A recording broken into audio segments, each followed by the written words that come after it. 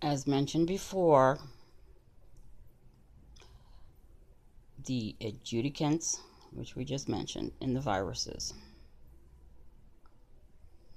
Let me try to explain that. Okay, so for all you drug users out there, and it's kind of like this. If you take baking soda and you can purify a street drug, or if you have a prescription opiate, probably even better example, you can melt that down in a home fashion and then turn around and inject a pure strain of the opiate.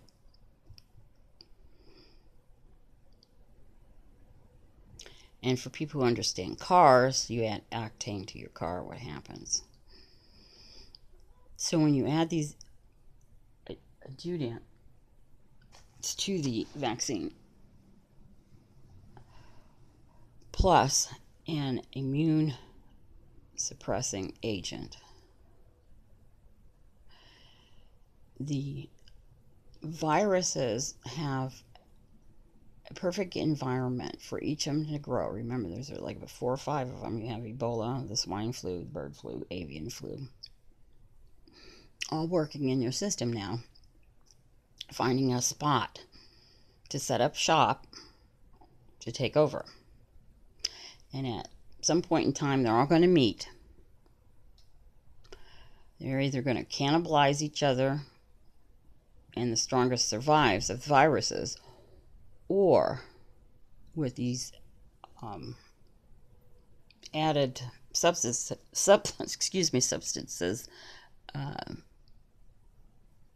they will adopt the strength of the other virus. Let's say the best characteristic of Ebola virus is causing the host's intestines to bleed. Maybe that would feed the parasites better or something. But we'll just say, for sake of argument, maybe that's the best characteristic. So let's say the swine flu virus turned out to be the dominant in your system. And it's like anything else, it wants to survive. And it'll survive protecting itself any way fashion.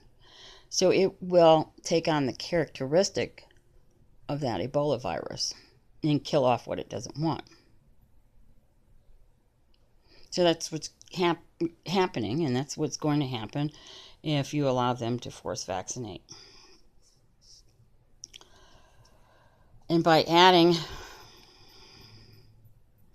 the squalene to the vaccines, they may have ordered the Pentagon not to use them, but the Pentagon is separate from regular people, and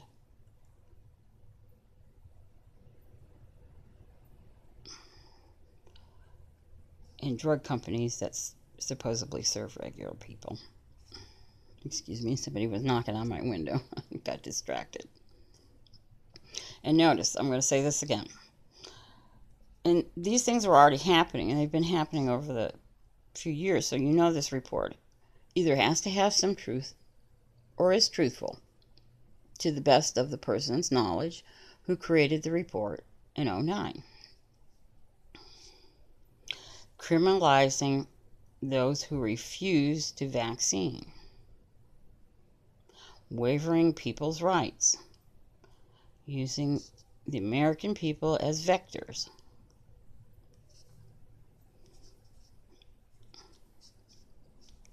Okay, here comes up my favorite part. Let's see, did I forget anything already hereafter? Nope, I didn't. Okay, now, these were actual defendants. And this is how it was stopped in 2009.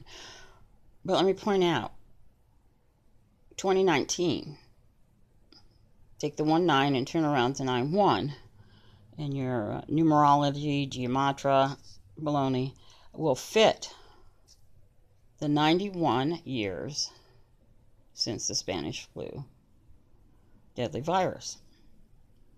The main defendants are at the time, President Barack Obama, the White House, Washington, D.C., David Nabarro, United Nations, gives you the address.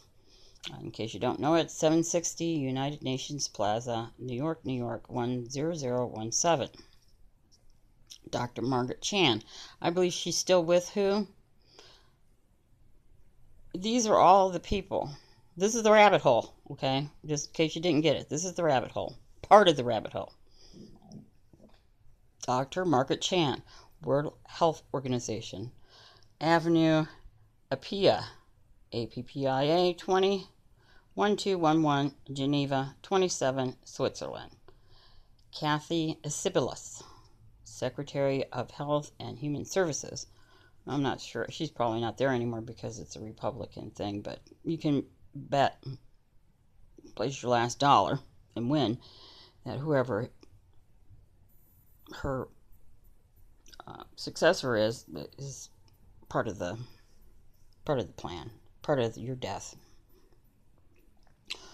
Home and Health Human Services, 200 Independent Avenue Southwest, Washington, D.C., 20201. Janet Napolitano, Department of Homeland Security. What this tells you is Department of Homeland Security is part of the rabbit hole, is the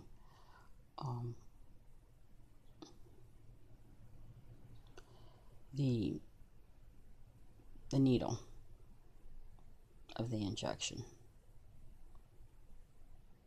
to make sure that people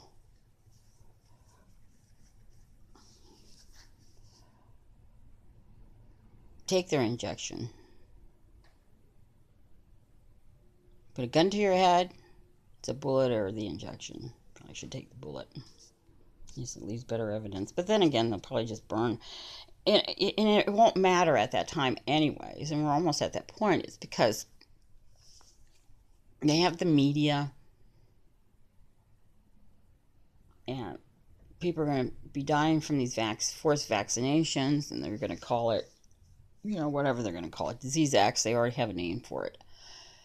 And it's not going to look like a vaccine did it because, like I just explained, within your system, the swine flu may win the battle.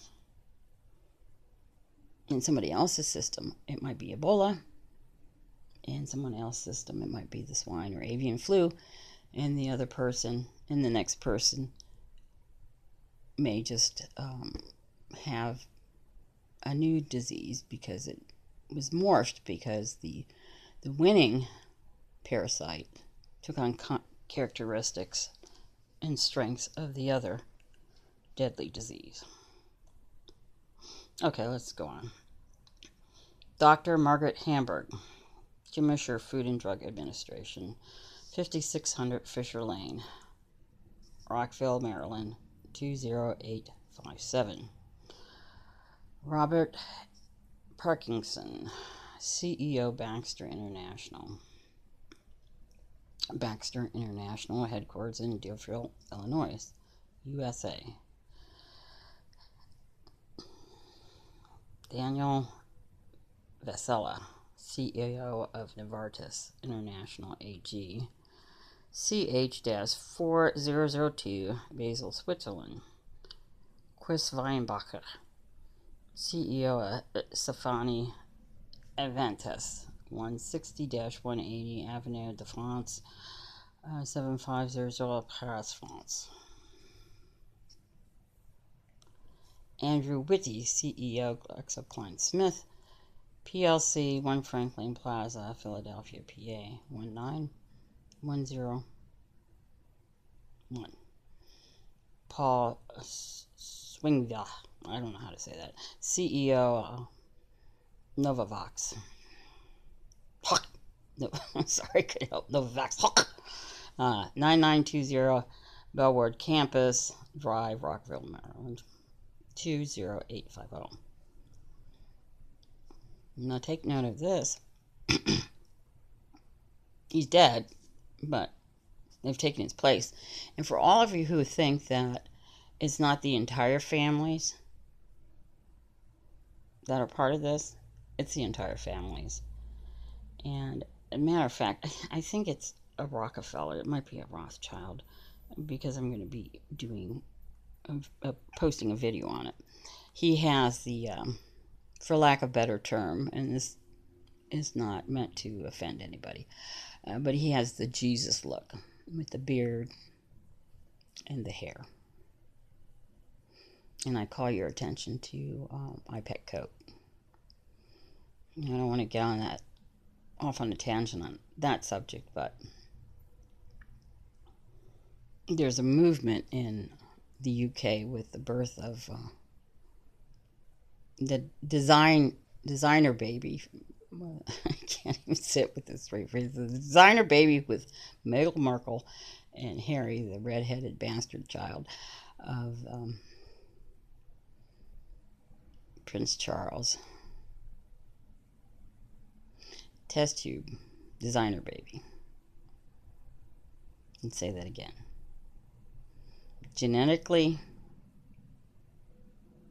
modified human baby.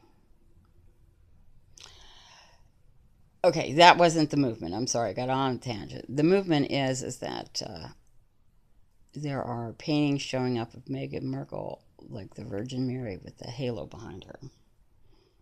And she had crowds of people worshiping her. Okay, let that sink in. Okay, David D. Rothschild, managing partner, Rothschild, and I'll just spell it CIEBANQUE, Rothschild Inc., 1251 Avenue of Americas, 51st floor, New York, 10020. Boy, if we had some mercenaries at our disposal, what do you think the best use of those mercenaries would be? Of course, mercenaries should realize that they're not exempt from any of this. And hey, have you ever watched that show, The Jackal, with Bruce Willis? He was like this hired assassin. That profession, although there's not very many, will also be taken out. Boy, if we had those kind of resources as people, what do you think the best use? Or even, what do you think would be their best gift to us? Would be? I digress. David Rockefeller, honorary North American Chairman, Trilateral Commission, 1156 5th Street, Northwest, Washington, D.C., 20005. And I'm going to say this again, Rockefeller, Rothschilds, they got stinking filthy rich. They started the animal welfare, donating to take care of abandoned animals and everything. Well, that was what they said they were going to do. But they pocketed the money and experimented on the animals, which they still do today. George W. Bush, 10441 Daria Place, Dallas, Texas, 75229. George Soros, Chairman of Soros Fund Management, LLC, 888 7th Avenue, 33rd floor, New York, 10106.